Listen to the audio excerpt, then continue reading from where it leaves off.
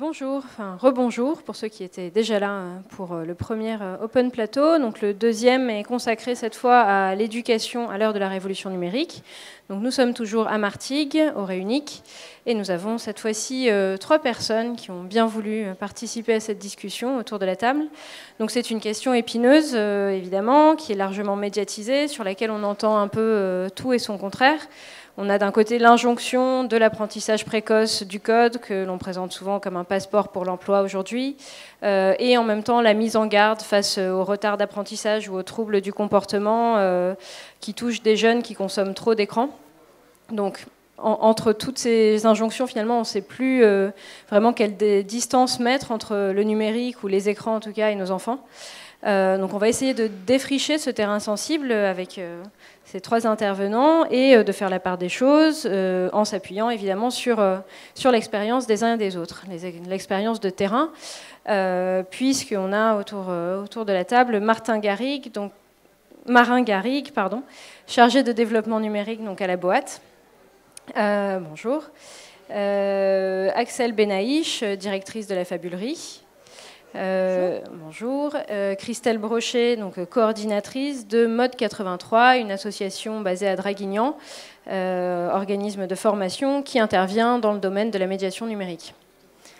Donc, on va rentrer dans le vif du sujet directement.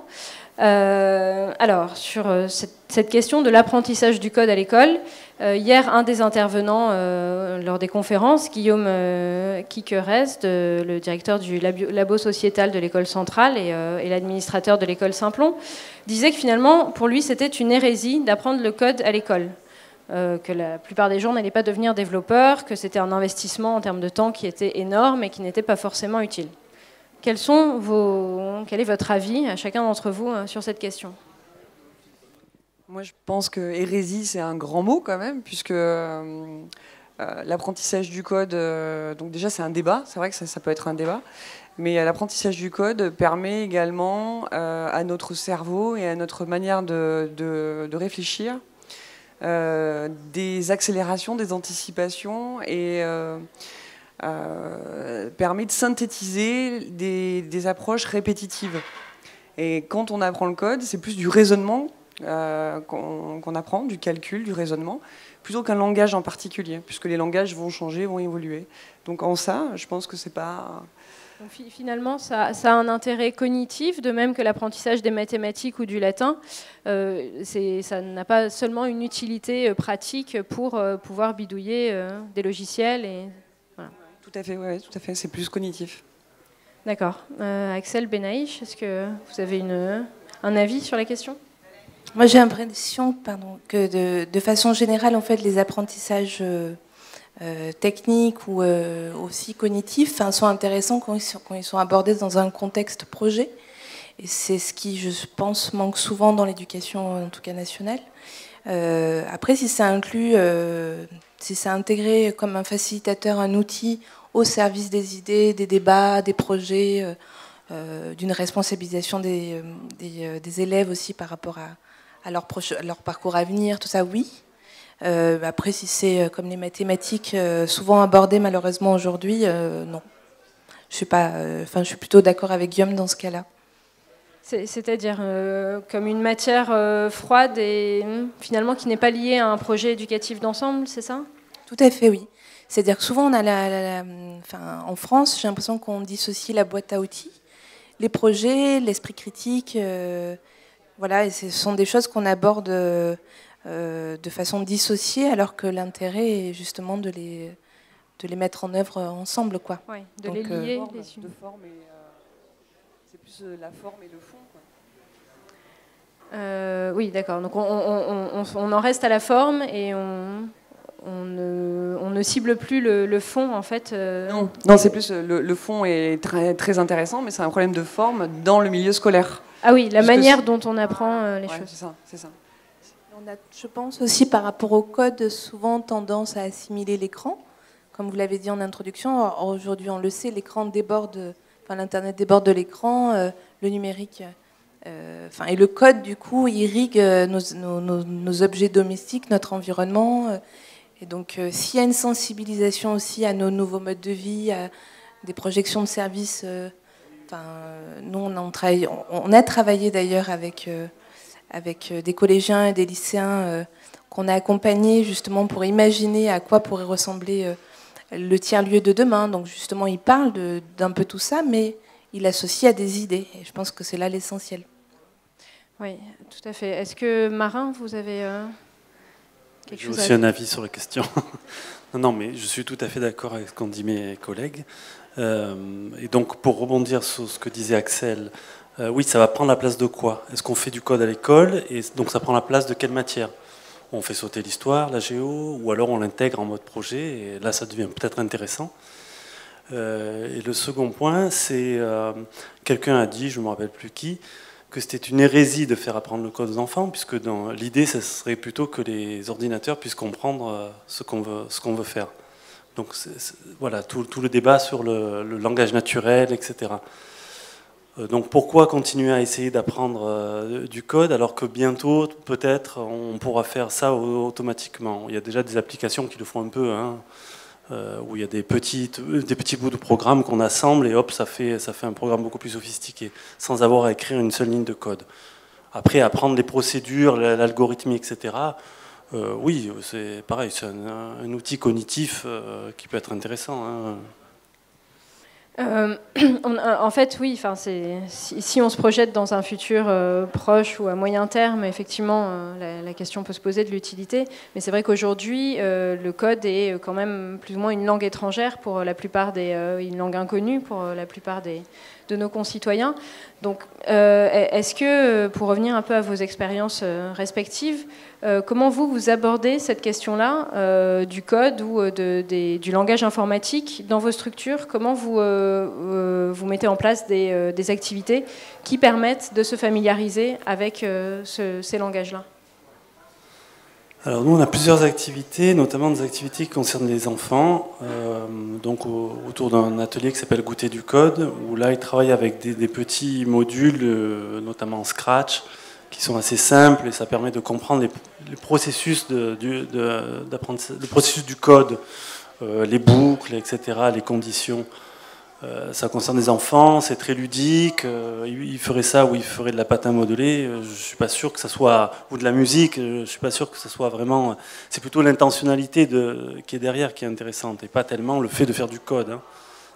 Pareil, si on l'inclut dans des projets plus vastes, apprendre à programmer pour un objectif qui est de regarder ses plantes pousser, calculer si c'est humide ou pas et pouvoir s'en occuper, c'est intéressant. Après, si c'est juste pour programmer un robot qui tourne en rond, on retombe un peu dans les travers, les caricatures des informaticiens à qui on fait programmer le bouton pour appuyer sur la bombe atomique. Et eux, ils n'en sont pas conscients, ils appuient, ils le font. Hein.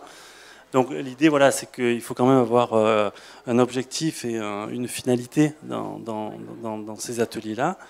Et les autres ateliers, c'est pour des adultes.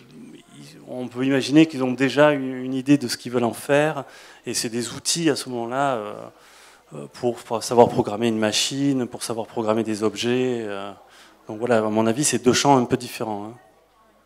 Et donc ce que vous dites aussi, c'est qu'il faut toujours qu'il y ait une démarche de prise de conscience de ce qu'est l'outil et quelle est la finalité de ce qu'on fait, plutôt que de simplement ajouter des chiffres ou mettre bout à bout des éléments d'un programme. Donc c'est ça aussi, j'imagine, qui est présent dans les différentes activités que vous menez. Oui, et puis historiquement, il y a eu quand même des plans d'informatisation, d'ordinateurs à l'école depuis les années 90, même avant, années 80, avec tout le monde qui devait faire du code, on enregistrait ça sur des petits bouts de bande magnétique, etc. Ça a pas fait. Il y a toujours une pénurie d'informaticiens. Et ça ne fait pas que les informaticiens ils soient plus ouverts ou moins ouverts. À un moment donné, c'est pas le fait d'apprendre à l'école une matière qui fait que d'un coup c'est rentré dans la société. Voilà, là on est encore dans des silos. Voilà, on va faire de l'informatique, on va faire du code. Justement, l'idée c'est de décloisonner tout ça et que ça puisse, dans le cours d'histoire géo, on a un petit besoin de code, ouais, ok, on va trouver la ressource pour le faire, on va l'apprendre, c'est inclus dans chaque matière. Oui, tout à fait. Est-ce que Christelle, alors vous c'est plus de la formation pour des formateurs ? on fait aussi les TAP dans les écoles, ouais. Comme on peut commencer comme ça. Et est-ce qu'il y a aussi cette idée de lier des apprentissages traditionnels, entre guillemets, qui sont déjà présents à l'école avec le code? Tout à fait. Les premières séances dans les TAP, on demande aux enfants quelles sont leurs représentations d'un robot, parce qu'on va leur faire construire des robots. Et donc on fait déjà travailler l'imaginaire. Ils ont des robots. On leur dit que la finalité, c'est de pouvoir savoir que derrière, c'est des hommes qui programment les robots, et donc eux-mêmes seront capables de le faire. C'est pas quelque chose qui est comme ça, vivant. C'est pas magique. Donc ça c'est joli, ça fait travailler déjà l'imaginaire chez les petits. Et puis ensuite, ils sont capables eux-mêmes de customiser un robot, le programmer, lui donner des ordres.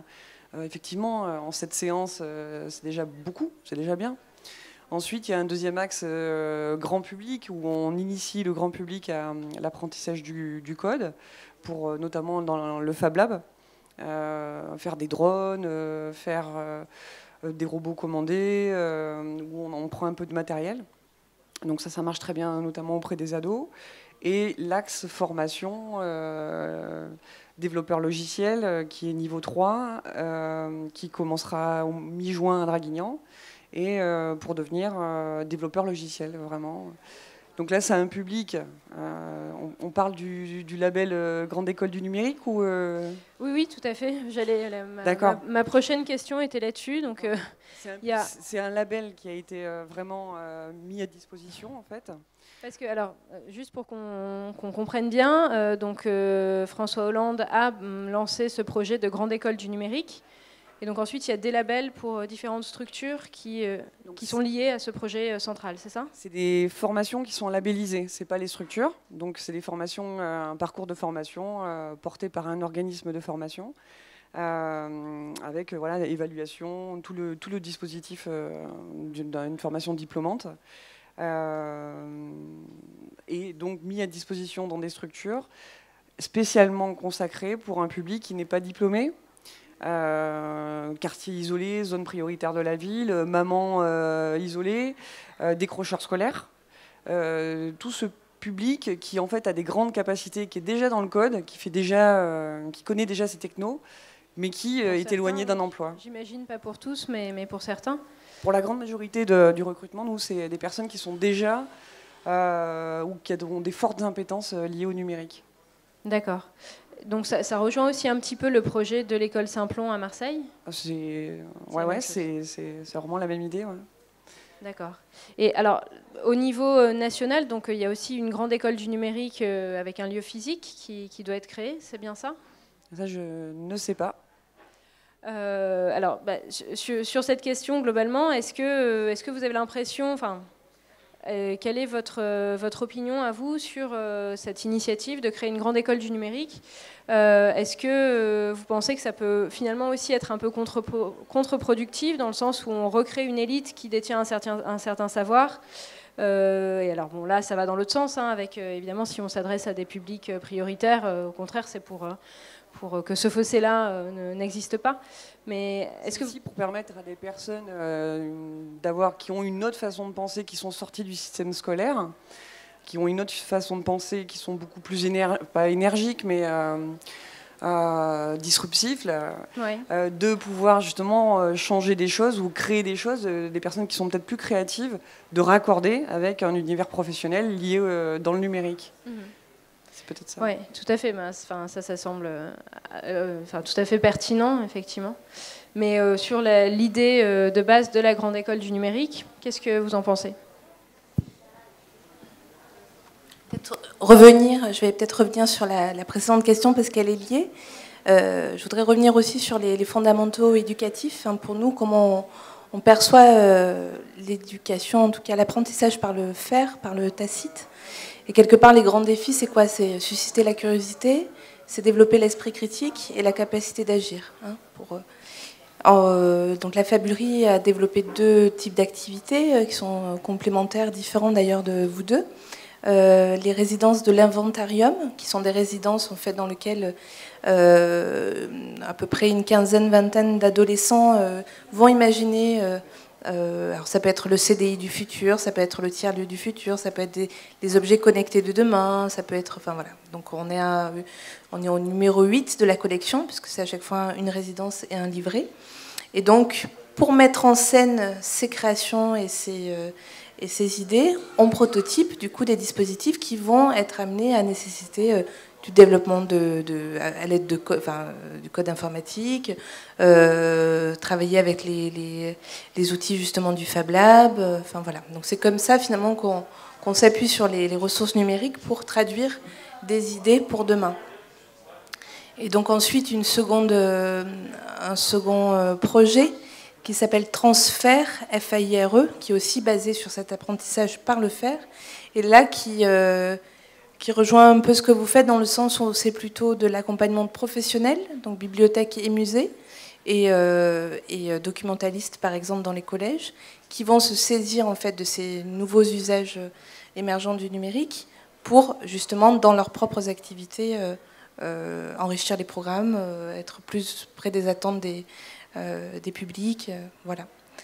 Et donc par rapport à ce que vous évoquiez autour de la grande école du numérique, moi ma seule crainte c'est finalement, en gros, quand cet apprentissage reste au service de projets, oui. Quand on part d'un constat que les jeunes aujourd'hui ont du mal à se raccorder avec le monde du travail et qu'on leur propose ces voies-là, alors c'est très bien justement quand il y a une appétence de départ, parce que le risque, je pense, et ça revient peut-être souvent, je l'espère en tout cas dans les débats, c'est ce qu'on peut appeler le prolétariat numérique. C'est comment finalement, est-ce qu'on ne va pas former toute une flopée de jeunes capables de développer, mais finalement de ne pas regarder l'environnement qui est autour d'eux, de ne pas être force de proposition, de ne pas être entrepreneur. Donc oui. C'est toujours pareil. Si c'est accompagné, oui. Oui.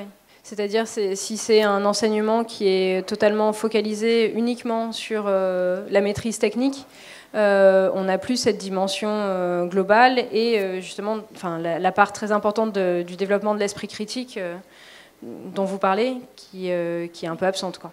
Qui est absente complètement, et même chez nos collègues. C'est-à-dire que pour le moment, ce que je trouve de très bien dans ce qui se fait, c'est que il n'y a pas qu'un enseignement autour du code, il y a aussi de la mise en réseau auprès d'autres acteurs, il y a des rencontres où on fait venir des professionnels, à Saint-Plon notamment, voilà, il faut intervenir tout un tas de professionnels. Par contre, on n'est pas encore passé à l'étape d'après, qui est vraiment de donner les clés aussi à ces jeunes-là pour être en empathie avec leur territoire, avoir des outils méthodaux pour imaginer des services et les développer du coup avec leurs nouvelles compétences.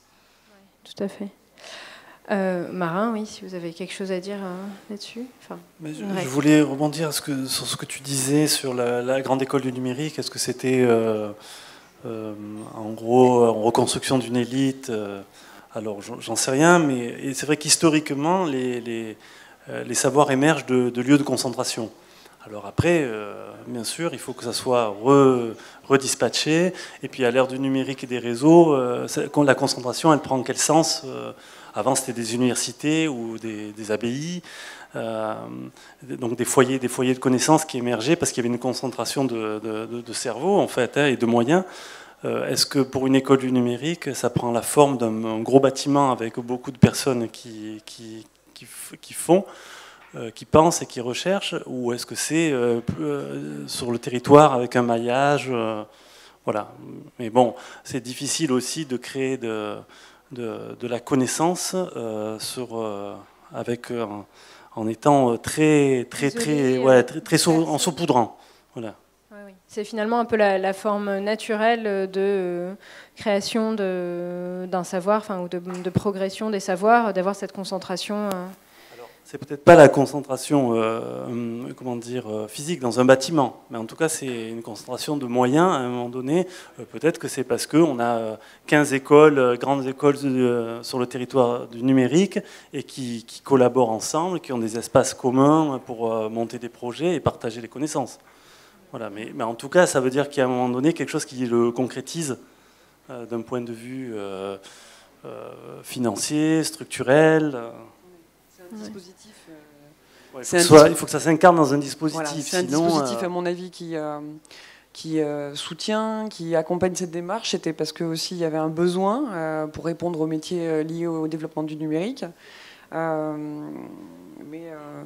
Nous, j'ai pas parlé de la deuxième formation. On a une deuxième formation labellisée, c'est CATIC, et donc en gros c'est le médiateur numérique. Et donc là, c'est pendant 9 mois apprendre les usages numériques, apprendre à apprendre aux adultes, aux enfants, aux adolescents. Et de plus en plus, la médiation numérique va aussi se structurer. Il va y avoir des formations pour devenir médiateur numérique en tant que tel. Ouais. Parce que jusqu'à présent, c'était animateur multimédia. D'accord. Voilà. Et alors, est-ce que justement sur ce rôle de la médiation numérique, donc là on a parlé du code, des langages informatiques, mais est-ce que vous pensez qu'il y a aussi un besoin d'une éducation à l'image numérique, c'est-à-dire à tout ce qu'on peut trouver sur Internet, enfin évidemment c'est infini, donc, mais je veux dire à la manière de naviguer et à la façon dont on peut choisir entre tel ou tel contenu. Est-ce que c'est quelque chose qui doit être présent à l'école, en dehors, quand on est enfant, mais aussi à l'âge adulte? Alors nous, en tout cas sur Draguignan, on fait tout pour travailler avec l'éducation nationale. Ça, je pense que ça aurait été bien d'avoir un débat avec un recteur, voire une ministre, parce que je pense qu'il faut aller le plus haut possible. C'est difficile d'avoir un partenariat durable avec un établissement, même si certains sont plutôt enclins, mais une continuité au niveau de tous les ERIC sur la PACA avec le rectorat, ça serait vraiment extraordinaire. Parce que vous travaillez déjà avec des professeurs? Ça reste sporadique. On va travailler dans certains collèges certaines années, un certain lycée certaines années. Dans d'autres villes comme Anonymal TV, ils travaillent avec des collèges depuis plus longtemps. L'éducation à l'image, bien sûr, on l'a vu avec ce qui s'est passé, Charlie, les attentats, on voit très bien ce qui se passe sur les réseaux sociaux, on voit très bien qu'il y a un grand besoin d'identifier qui publie, de relever les sources, d'identifier les différentes sources. Donc déjà, il y a deux besoins, il y a trouver l'information, la bonne, la vérifier, et le deuxième besoin, c'est comment on fait une image, qu'est-ce qu'on y raconte, comment j'aurais pu monter différents sujets, qu'est-ce qu'on en fait pour mieux comprendre les médias, et pour déjouer les idées reçues des complotistes. Voilà, tout ça, on voit qu'il y a un énorme besoin de décodage et d'accompagnement dans les usages du numérique, et ça passe forcément par les médias et par faire de la vidéo, faire de la radio, justement, permet d'avoir un autre regard, beaucoup plus citoyen. Est-ce que c'est un thème que vous abordez aussi à la Fabulerie Alors oui, c'est vrai que nous on l'aborde plutôt sur l'angle des nouvelles écritures du coup, donc c'est vrai qu'on est moins sur des ateliers de prise de conscience autour du développement critique, l'analyse qui est plus liée à la question de vous, du média en fait, mais on va plutôt s'attacher à comment on raconte une histoire et en s'appuyant justement sur les différentes entrées possibles que propose aujourd'hui le numérique, donc voilà, donc c'est plutôt comment encore une fois on va s'appuyer sur un peu tout un tas de familles d'outils et d'usages pour raconter des choses et proposer des choses aussi, quoi. Oui, ok. Alors j'ai peut-être une dernière question, mais qui nous raccroche un peu à ce dont on entend parler en rapport avec ce sujet dans les médias. En PACA, il y a eu, donc depuis quelques années, si je ne me trompe pas, la distribution de tablettes à tous les collégiens. Ou alors simplement au 5e. Donc, comment, selon vous, est-ce que c'est une bonne initiative au départ et d'après ce que vous avez pu constater, si vous avez été amené à travailler avec des classes où c'était le cas, comment ça s'est concrétisé? Est-ce que ça a été bien mené? Alors juste un petit témoignage, c'est avec nous un peu moins les écoles ou les classes, plutôt les bibliothèques par exemple qui vont directement sur cet objet-là. C'est la même question qu'on repose à chaque fois, c'est qu'est-ce qu'on en fait, mais il y a plein de choses à faire super. On a un exemple aussi là du vidéomaton que je vous encourage d'ailleurs à aller nourrir de vos commentaires. Mais en gros, c'est une tablette, ça peut devenir un objet aussi interactif, autonome. Tout ce qui est lié au stop motion, aux nouvelles écritures aussi, il y a beaucoup d'applications qui permettent de faire des choses, mais encore une fois, c'est toujours le même débat, quoi. Oui, c'est un outil et tout dépend de ce qu'on en fait, quoi. Ça reste un outil, effectivement. Après, nous, professionnels dans la médiation numérique, on On pourrait dire aussi que la tablette, c'est plus de la consommation numérique, dans le sens où je vais utiliser une application qui existe déjà, je vais pouvoir naviguer sur le web, je vais sur les réseaux sociaux, donc je vais plus l'utiliser en usage nomade, comme un smartphone. C'est pas pour ça qu'il y a un aspect péjoratif du tout, mais c'est plus limité. Et on a c'est d'autres un usage effectivement de consommation plus ou moins passif. Voilà, c'est ça. Ouais. Mais effectivement, on peut prendre des photos, faire des diaporamas, faire du stop motion, faire... effectivement, oui. Après, dans les établissements qui en aient été équipés de façon quasi automatique, je sais pas. J'aurais mixé, moi. J'aurais mixé PC et tablette. Après, je te laisse le micro.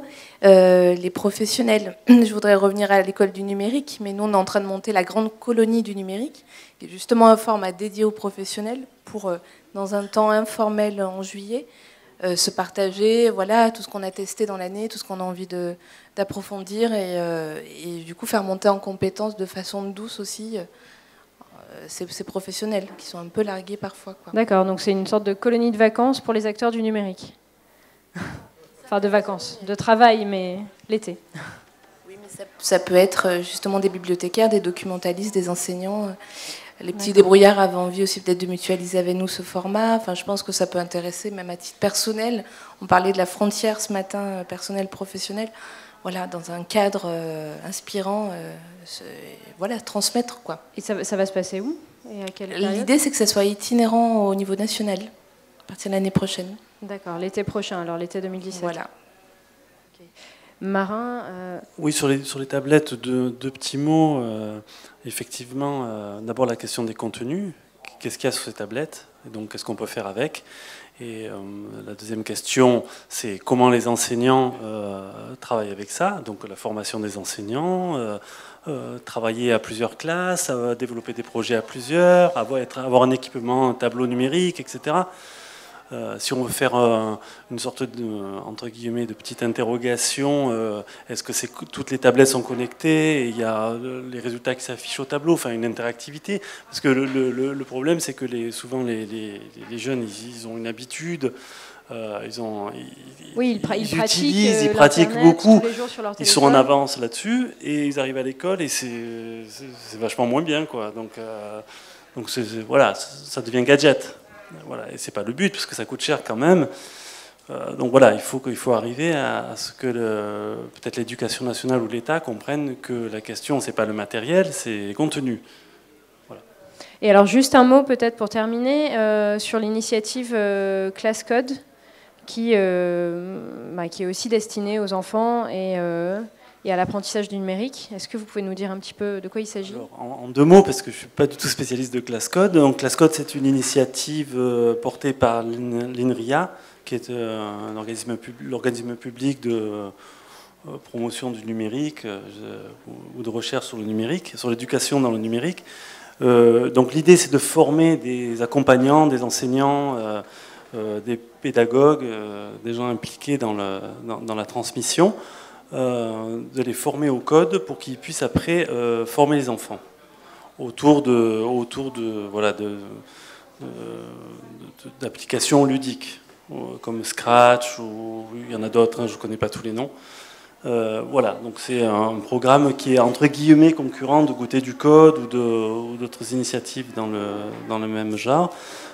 Qui est porté sur le territoire PACA, qui est territoire pilote pour Class Code, qui est porté par les petits débrouillards. D'accord, oui.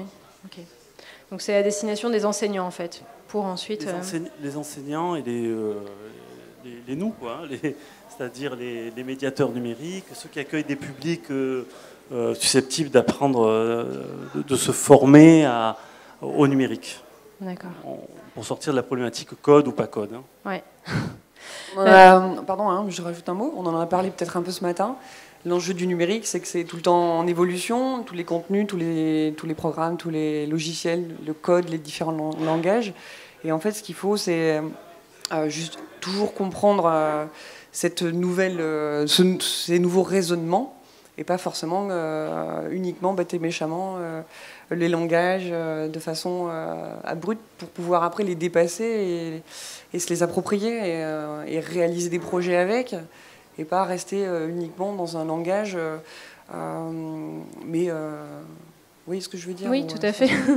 Oui, bien sûr. Je crois que c'est un petit peu la conclusion globale de notre discussion, c'est que il ne faut pas en rester à la technique bête et méchante, comme on peut le dire parfois, mais garder bien à l'esprit l'objectif de toute éducation, qui est de former des citoyens éclairés, finalement. Voilà. Donc, merci beaucoup à tous pour votre contribution. Au revoir. Et la prochaine discussion aura lieu dans une demi-heure.